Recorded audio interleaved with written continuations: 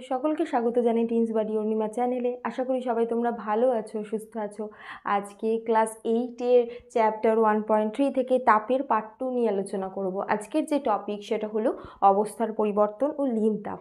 তাহলে অবস্থার পরিবর্তনটা প্রথমে যে টপিকটা আসছে সেটা হলো কি, দেখো কোনো একটা বস্তুতে যদি তুমি তাপ দাও সেইটা কি হয়ে যাবে, একটা ভৌত অবস্থা থেকে অন্য ভৌত অবস্থায় চলে যাবে। মানে ধরো আমি জলকে নিচ্ছি, জলকে তুমি তাপ দিচ্ছ, সেটা কি হয়ে যাবে, বাষ্প হয়ে যাবে। বাষ্পকে তুমি আবার ঠান্ডা করছো, সেটা কি হবে, জল হবে। জলকে তুমি ঠান্ডা করছো, সেখান থেকে বরফ হবে। বরফকে তুমি তাপ দিচ্ছ, সেখান থেকে হবে জল। তাহলে এই যে একটা অবস্থা থেকে অন্য অবস্থায় পরিবর্তিত হয়ে যাচ্ছে তাপ দেওয়া বা তাপ নিষ্কাশনের ফলে, এইটাকেই বলছে অবস্থার পরিবর্তন। সংজ্ঞাটা কি, কোনো পদার্থের এক ভৌত অবস্থা থেকে অন্য অবস্থায় পরিবর্তিত হওয়ার এই ঘটনাটাকে অবস্থার পরিবর্তন বলে। যেমন গলন, কঠিনীভবন, বাষ্পীভবন, ঘনীভবন, এইগুলো। চলো ছকাকারে দেখিয়ে দিই। ধরো জল আছে, ঠিক আছে, জলটা হলো তরল অবস্থায় আছে। এটাকে যখন তুমি তাপ দিচ্ছ তখন কি হয়ে যাচ্ছে, এটাকে যখন তুমি তাপ দিচ্ছ এটা হয়ে যাচ্ছে বাষ্প, ঠিক আছে। আবার যখন তুমি বরফ নিচ্ছ, বরফকে তাপ দিচ্ছ, তখন হয়ে যাচ্ছে জল, ঠিক আছে। তাহলে এই দিক থেকে এই দিকে যখন যাচ্ছে, বরফ থেকে জল হচ্ছে, তখন তাপ কি হচ্ছে, তাপ দিতে হচ্ছে। মানে এ তাপ কি করছে, গ্রহণ করছে। এ তাপ কি করছে, গ্রহণ করছে। আচ্ছা, এই যে বরফ থেকে জল হওয়া, এই পদ্ধতিটাকে, প্রসেসটাকে কি বলে, বরফ থেকে জল হওয়া এটাকে বলে গলন। জল থেকে বাষ্প হওয়া এটাকে বলে হলো বাষ্পীভবন, বাষ্পে পরিণত হচ্ছে। আবার যদি উল্টোটা দেখি, বাষ্প থেকে জলে পরিণত হওয়া এই পদ্ধতিটাকে বলে হলো ঘনীভবন, মানে ঘনীভূত হচ্ছে যেটাকে বলে ঘনীভবন, এই প্রসেসটার নাম। আর জল থেকে বরফ হওয়া এই প্রসেসটার নাম হলো কঠিনীভবন। এইটা এরম ছকের মাধ্যমে লিখছি কারণ এই টার্মগুলো কিন্তু মনে রাখতে হবে, কোনটা থেকে কোনটা পরিণত হওয়াটাকে কি বলছে। এবার দেখো, বাষ্প থেকে যখন জলে পরিণত হয় তখন তাপ কি করে, তাপ ছেড়ে দেয়। মানে তুমি যদি ধরো কিছুটা, মানে একটা দেখবে যে বাষ্প কিছুটা, ধরো রান্না হচ্ছে, কিছু ঢাকা দিয়েছো, কি হয়, সেটা ঢাকা দেওয়ার ফলে ওপরে যেহেতু ঠান্ডা হাওয়া পায়, সেই জন্যেই ফোঁটা ফোঁটা জলের কণা জমে, তাই তো। তার মানে বাষ্পটা জলে পরিণত হচ্ছে। তোমরা এরম একটা পরীক্ষা করতে পারো যে ধরো একটা পাত্রে জল ফুটছে, তারপর সেখান থেকে যে বাষ্প হচ্ছে, সেই বাষ্পটাকে ধরো তুমি ঠান্ডা করছো। কিভাবে ঠান্ডা করবে, ধরো যেখানে জল ফুটছে তার উপরে একটা ঢাকনা দিয়েছো, আর ঢাকনার ওপরে বেশ কিছুটা বরফ দিয়েছো। দেখবে কি ওই যে বাষ্প যেগুলো তৈরি হচ্ছিল সেগুলোই আবার জলে পরিণত হয়ে ওই পাত্রেই টপ টপ করে পড়ছে। তাহলে বাষ্প থেকে জলে রূপান্তরিত হতে গেলে কি লাগে, তাপকে ত্যাগ করতে হয়। তাহলে এখানে হলো তাপ বর্জন, তাপকে কি করতে হচ্ছে, এখানে বর্জন করতে হচ্ছে। আবার জলকে যখন বরফে পরিণত করি আমরা কি করি, ফ্রিজে রাখি, মানে ঠান্ডা করি, মানে হলো এক্ষেত্রেও তাপ কি হয়, তাপ বর্জিত হয়, তবেই বরফে পরিণত হয়, ঠিক আছে। তাহলে বরফ থেকে জল হওয়াটা গলন, জল থেকে বরফ হওয়াটাকে বলে কঠিনীভবন, জল থেকে বাষ্প হওয়াটাকে বলে বাষ্পীভবন, বাষ্প থেকে জল হওয়াটাকে বলে হলো ঘনীভবন। এরপরে আসি যে টপিক, সেটা হলো পদার্থের গলন। দেখো, কোনো একটা পদার্থকে তাপ দিলে, যে কোনো পদার্থ তখনই গলবে যখন তাপ দিতে হবে। তাহলে কি সংজ্ঞাটায় লিখব, তাপ প্রয়োগে, মানে তাপ দেওয়া হচ্ছে কঠিন পদার্থের তরলে পরিণত হওয়া, এইটাকেই বলছে হলো গলন। যেমন ধরো এক টুকরো বরফ নিলে, বরফে তাপ দিলে তবেই সেটা জলে পরিণত হয়, অর্থাৎ তুমি বরফে কি করছো, তাপ প্রয়োগ করছো, তবেই সেটা জলে পরিবর্তিত হচ্ছে, ঠিক আছে। তাহলে গলনাঙ্ক কাকে বলে, এখন তো পড়লাম গলন, এবার আসি গলনাঙ্ক। গলনাঙ্ক কাকে বলছে, প্রমাণ বায়ুমণ্ডলীয় চাপে, ব্র্যাকেটে লিখেছি 76 সেন্টিমিটার পারদস্তম্ভের চাপ।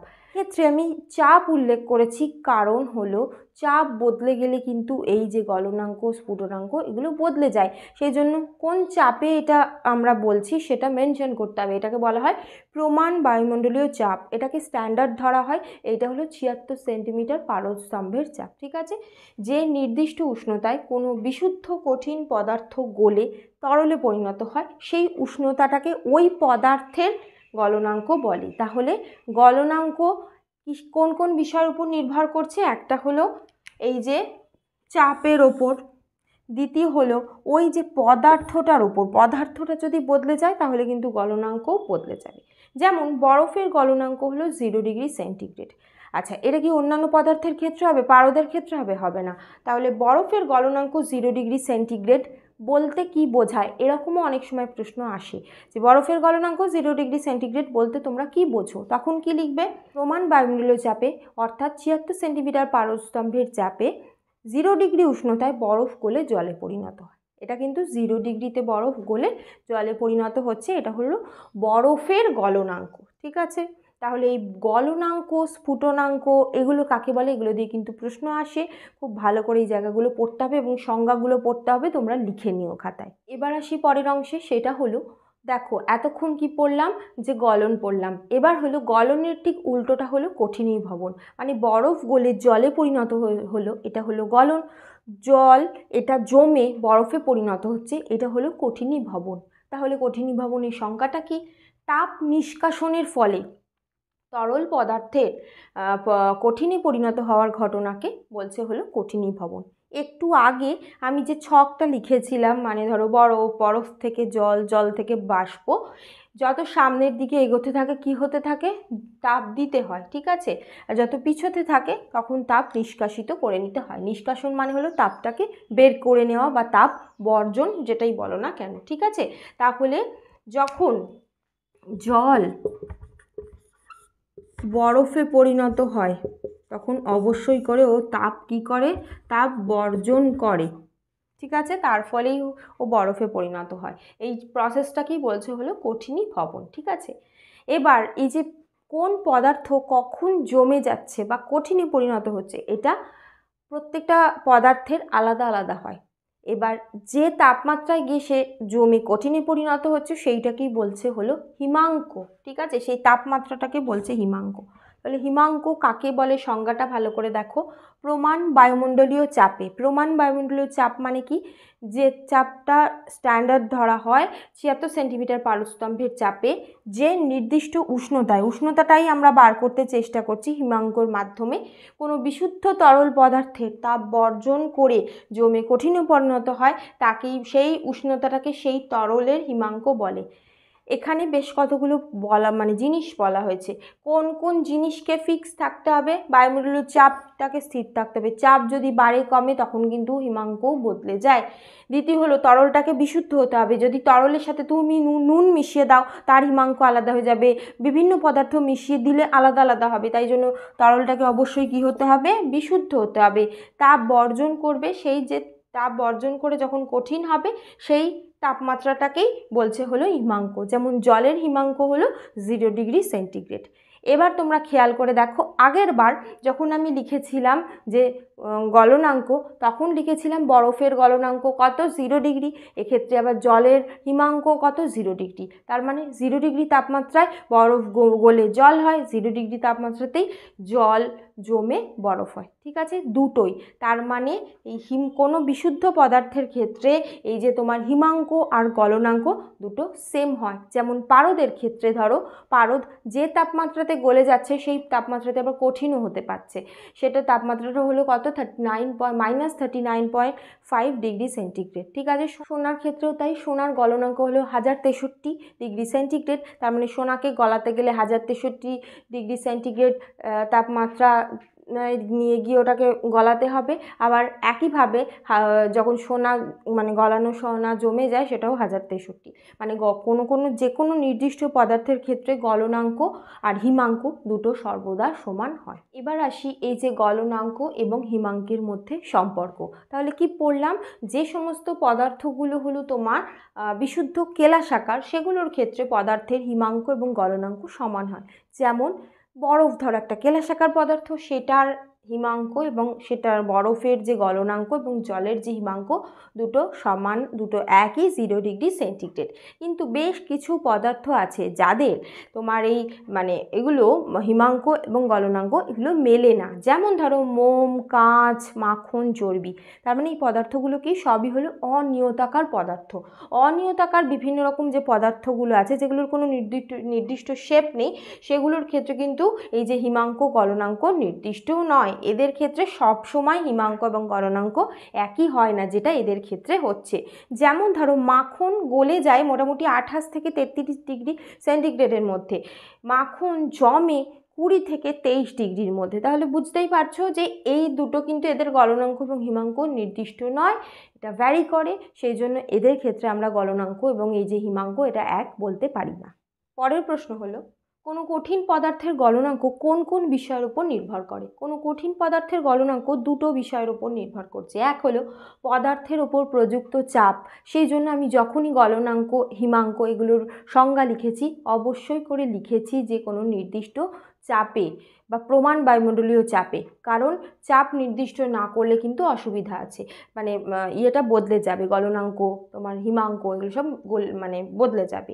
দ্বিতীয় হলো পদার্থের মধ্যে অপদ্রব্যের উপস্থিতি, মানে পদার্থ যদি পিওর না হয়, পদার্থের সাথে অন্য কিছু মিশে থাকে, সেক্ষেত্রে গলনাঙ্ক হিমাঙ্ক এগুলো সব বদলে যায়। পরের যে প্রশ্ন, এই গলনাঙ্কের উপর চাপের প্রভাব কি? এটা খুব খুব গুরুত্বপূর্ণ প্রশ্ন। এই যে এরমভাবেও প্রশ্ন আসে যে এই যে গলনাঙ্কের উপর চাপের প্রভাব কি, আবার এটার বিভিন্ন রকম উদাহরণ দিয়েও প্রশ্ন আসে। খুব ভালো করে এই জায়গাটা বুঝতে হবে। গলনাঙ্কের উপর চাপের দুটো প্রভাব আছে। প্রথম যে প্রভাব সেটা হলো গলনের ফলে যে সমস্ত পদার্থের আয়তন বাড়ে, মানে গলে গেলে যাদের আয়তন বাড়ে তাদের ক্ষেত্রে চাপ বাড়ালে পদার্থের গলনাঙ্ক বৃদ্ধি পায়। বোঝাবার চেষ্টা করছি, ভালো করে বোঝো। ধরো সোনা গলে গেলে আয়তনে কি হয়ে যায়? বাড়ে। এই জাতীয় যে সমস্ত পদার্থের তাপ দিচ্ছ, আয়তন বাড়ছে, মানে গলে গেলে আয়তন বেড়ে যায়, তাদের ক্ষেত্রে চাপ যত বাড়াবে তাদের ক্ষেত্রে গলনাঙ্ক তত বৃদ্ধি পাবে। ঠিক আছে? যেমন ধরো 1 বায়ুমণ্ডলীয় চাপ বৃদ্ধিতে মোমের গলনাঙ্ক 0.04 ডিগ্রি সেন্টিগ্রেড বৃদ্ধি পায়। মানে স্ট্যান্ডার্ড যে চাপ তার থেকে যদি তুমি 1 বায়ুমণ্ডলীয় চাপ বাড়িয়ে দাও, সেক্ষেত্রে মোমের গলনাঙ্ক কিন্তু এই যে 0.04 ডিগ্রি সেন্টিগ্রেডে বেড়ে যাচ্ছে। পরের যে পয়েন্ট গলনাঙ্কের ওপর চাপের প্রভাবে, সেটা হলো গলনের ফলে, মানে যে সমস্ত পদার্থ গলে যাচ্ছে এবং গলে গিয়ে তাদের আয়তনটা কমে যাচ্ছে, তাদের ক্ষেত্রে চাপ বাড়ালে গলনাঙ্ক কমে যায়। দেখো, আয়তন যেভাবে পরিবর্তিত হবে গলনাঙ্ক সেইভাবে পরিবর্তিত হবে চাপটা বাড়ালে। গলনের ফলে যে সমস্ত পদার্থের আয়তন কমে, আয়তন কমছে মানে পদার্থের ঘনত্ব কি বাড়ছে, তাদের ক্ষেত্রে চাপ যেই বাড়িয়ে দেবে তাদের গলনাঙ্ক কমে যাবে। তাহলে সোজাভাবে মনে রাখবে, পদার্থের আয়তন কমলে চাপ যেই বাড়ানো হবে তার গলনাঙ্কও কমবে।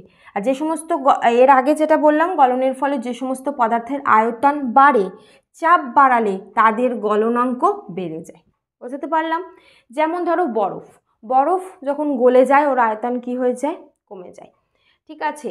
সেই কারণে কি হয়, বরফের ওপর যদি এবার তুমি 1 বায়ুমণ্ডলীয় চাপ বাড়াও, 1 বায়ুমণ্ডলীয় চাপ বৃদ্ধিতে বরফের গলনাঙ্ক 0.0073 ডিগ্রি কমে যায়। ঠিক আছে? এই যে বরফের মানে জল জমে বরফ হলে তার আয়তনটা বাড়ে, আর বরফ গলে জল হলে তার আয়তনটা কমে। তোমরা একটা পরীক্ষা করতে পারো, একটা প্লাস্টিকের বা কাঁচের কোনো বোতল নিতে পারো, কাঁচের বোতল হলেই ভালো হয়, এবং যে বোতলটা কিন্তু আর ব্যবহার করা যাবে না এরকম বোতল নিলে ভালো হয়। সেই বোতলটার একদম মুখ অবধি জল ভরবে, মানে বোতলটাতে এক ফোঁটাও কোনো জায়গা বাদ রাখবে না, পুরোটা জল ভরবে, নিয়ে ছিপি আটকে দেবে, ছিপিটা শক্ত করে আটকাবে যাতে জল না বেরিয়ে আসে, নিয়ে ডিপ ফ্রিজে রেখে দেবে। এবার কি দেখবে, যেহেতু বোতলটার পুরোটা তোমরা জল ভরে দিয়েছো, সেই জন্য কি হয় যে সেই বোতলটাতে কোনো জায়গাই নেই। এবার বোতলটাকে যখন তুমি ঠান্ডা হতে দিচ্ছ, মানে জল জমে কি হচ্ছে? বরফ হচ্ছে। ফ্রিজারে রাখতে হবে কিন্তু, ঠিক আছে? জল জমে কি হচ্ছে? বরফ হচ্ছে। এবার ওই সমপরিমাণ জলে যখন সমপরিমাণ বরফ হচ্ছে না, তার আয়তন বেড়ে যায়, মানে ও প্রসারিত হওয়ার চেষ্টা করে। কাচের বোতল ফ্লেক্সিবল নয়, বাড়ার কোনো জায়গা নেই, তুমি ছিপিও খুব টাইট করে আটকে দিয়েছো, তার ফলে কি হবে? বোতলটার গায়ে ক্র্যাক দেখা যাবে, বোতলটা কিন্তু আর ব্যবহার করা যাবে না। ঠিক আছে? এখান থেকে কি বুঝলে যে জল যখন বরফে পরিণত হয় তার আয়তন বাড়ে। আবার ঠিক উল্টোটা, যদি বরফ তাহলে গলে জল হলো, তার আয়তন কমে যাবে। তাহলে যে সমস্ত পদার্থ যেটা গলে গিয়ে আয়তন কমছে, তাদের ক্ষেত্রে তুমি যদি চাপটা বাড়াও, সেক্ষেত্রে গলনাঙ্ক কমে যাবে। ঠিক আছে? আজ এই পর্যন্তই, কারণ এই সম্পর্কিত প্রচুর উদাহরণ আছে যেগুলো বলতে গেলে একটা গোটা এপিসোড লেগে যাবে। সেই জন্য আজ এই পর্যন্তই। কোনো প্রশ্ন থাকলে কমেন্ট করো, আর তোমরা এই ভিডিওটাকে লাইক করো, বেশি বেশি করে শেয়ার করে দিও, আর সাবস্ক্রাইব করো। Thank you.